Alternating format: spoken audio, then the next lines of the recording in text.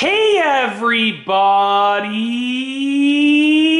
I'm here today to talk to you about cracking tiles. And I will specifically be going over 4 reasons why tiles crack. And while I'm talking to you about the reasons why tiles crack, I will be going over how to prevent cracked tiles. Because if you can avoid these reasons, then you will be able to prevent cracked tiles like this, as you can see right here. So as you can see in this house, there are cracked tiles. So I'll go over the reasons why and how to prevent this from happening, and then I'll tell you about why I think these specific tiles are cracked and why I've sort of come to that conclusion, okay? The first reason why is a bad mortar application.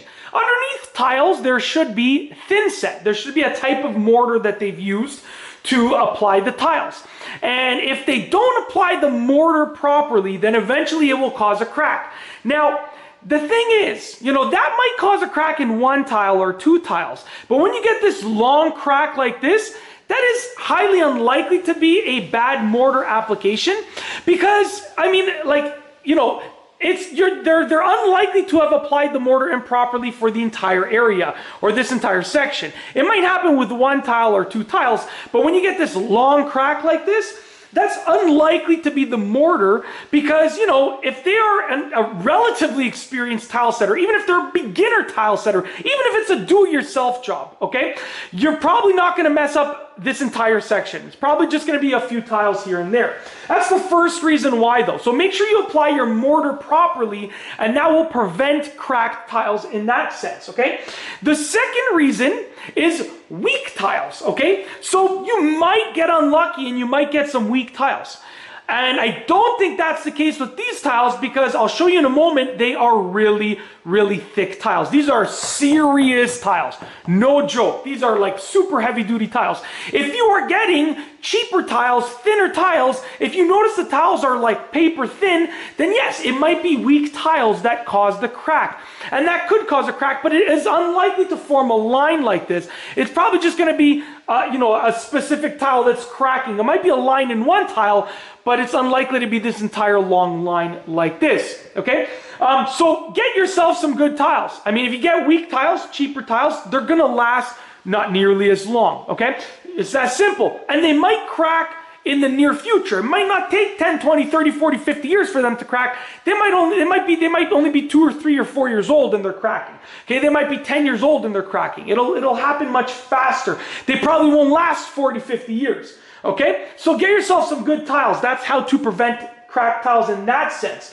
The third thing is a weak subfloor. Okay, now you're gonna have a subfloor underneath this. So underneath this floor, there are floor joists, okay, that run from one end of the room to the other. And then they're gonna have a subfloor. It can be cross members that are just planks of wood that go across, or it can be sheets of plywood, okay? If that subfloor is weak, okay, it will likely cause a crack, potentially like this, over the years. Also, if they did not use a mesh wiring on the subfloor with the thin set, okay, it's part of the subfloor, then it could cause a crack like this. I think that's part of the problem. When you get a long crack like this, it could be that, 1 sheet of plywood is over here, and this is the dividing line between 1 sheet of plywood and the next. And they probably didn't overlap the mesh over top of the sheets of plywood.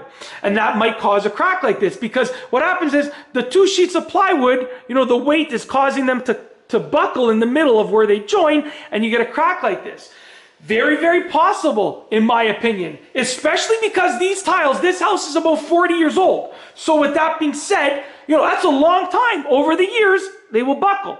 The idea here is get your subfloor done properly. Use thick plywood. Don't use the thinnest, cheapest plywood that you can find if you want it to last a long time.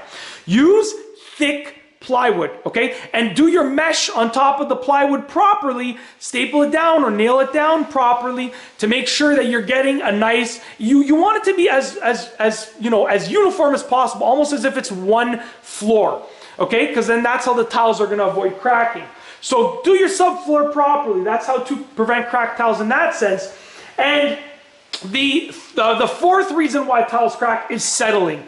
Over the years, a house starts to settle. The dirt shifts, everything starts to move ever so slightly. Even a quarter of an inch can cause some cracks in the wall. I don't think that's the case with this house because you might get cracks in the tile, but you're also going to get cracks in the wall as well. And if you have cracks in the wall and in the tile, then that's probably the settling of the house that's causing that. But if you're only getting cracks in the tile, it's probably not the house settling much. It's just the tile itself and the floor itself. Now I'm going to bring you over to where you can see the thickness of this tile. So as you can see right here, the crack continues.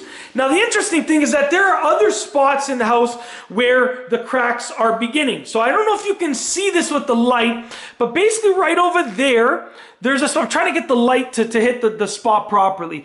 Right over there, you can even sort of see right here, it's starting to crack right there, and that crack just continues all throughout the room. So, you know, it's happening in other spots. And if you look at the thickness of the tile, look at this. This is the transition from the hardwood floor to the tiled area. Look at this. First of all, look at the thickness of the tile, number one. Really, really thick. Number two, look at the thickness of the mortar bed. Okay, look. This is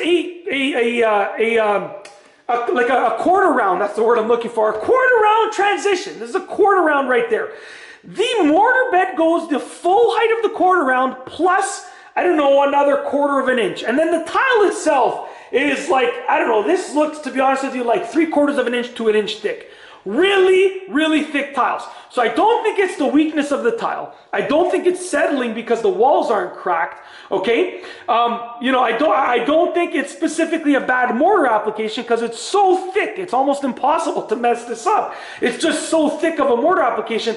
I think it's a weak subfloor, and that's because of the long line that I saw where the pieces of plywood or subfloor would have been joining, and also the fact that I see other spots throughout the flooring, throughout the house, long lines in other spots of the house. So I think the subfloor was not strong enough to support this level of tile and this level of mortar. This is like, look at how thick it is from the bottom of the mortar to the top of the tile. Look at my fingers.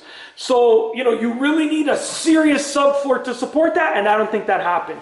That's it. Those are 4 reasons why tiles crack, and I've also told you how to prevent cracked tiles in the process. If you like this video, please be sure to give it a thumbs up. Let me know what you think down below as a comment.